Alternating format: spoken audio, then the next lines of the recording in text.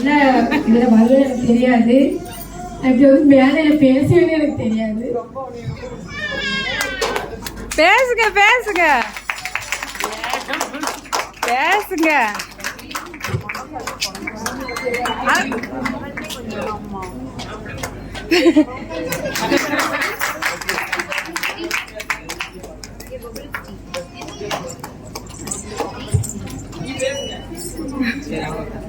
குட்டியக்கா குட்டியக்கா பேசுங்க.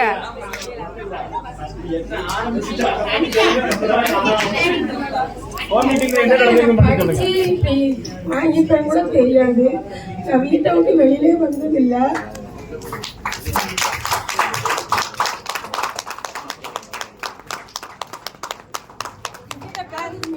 எனக்கு ரொம்ப சப்போர்ட் பண்ணி எங்களால் முடியுமா எப்படி காய்ச்சி வந்து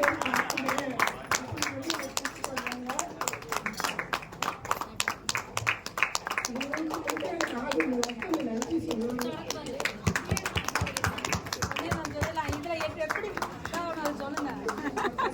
என்னோட ஃப்ரெண்டெல்லாம் எல்லாத்தையும் முன்னாடி சொன்னேன். யாருமே கேட்கல. என் உறவினர்கள் யாரும் கேட்கல.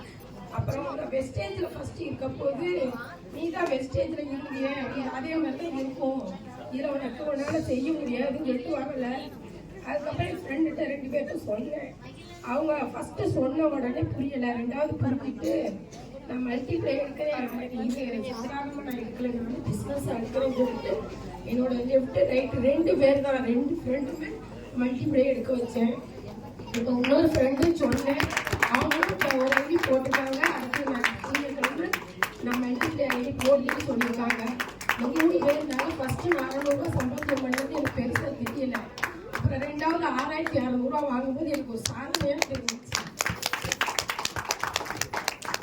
மறுபடியும் நான் வாரம் ஒரு 10,000 எடுத்தா என்னோட குடும்பத்தை நான் பார்க்கலாம் அப்படிங்கிற ஒரு இதில் இப்போ நான் இதில் வந்து ஒத்துக்கிறேன்.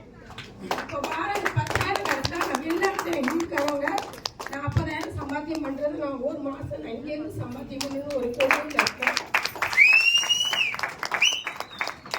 அவங்க சம்பாத்தியம் பண்ணுறது அவங்க ரொம்ப கஷ்டப்படுறாங்க, கஷ்டப்பட்டு சம்பாத்தியம் பண்ணுறாங்க.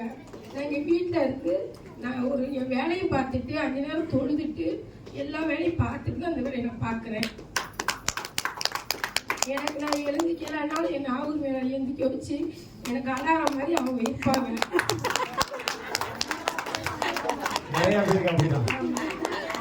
அதான் சார் சொல்லுவாங்க, அப்ளைன் வந்து நல்லா கெட்டியா பிடிச்சிக்கோங்க அப்படின்னு.